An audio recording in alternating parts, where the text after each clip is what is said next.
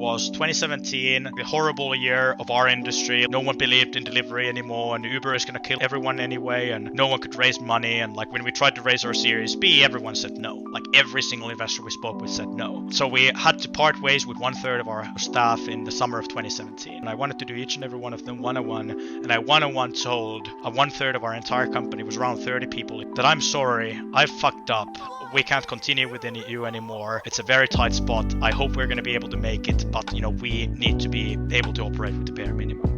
And that was the saddest, most difficult day I've had at work in my entire life. But ultimately, we came out of it stronger. Like we were able to, have a little bit more runway. We, every investor said no until we found one that said yes. And our journey continued, and here we are today. Again, actually, Supercell's founder and CEO Vilka has been a good friend and a mentor, and he was on our board for many years up until the DoorDash transaction. He told me that the difference between bad and good companies is that bad companies don't know what to do, good companies do know what they need to do. The difference between good and great companies is that both know what needs to be done, but only the great ones execute on the truly difficult things.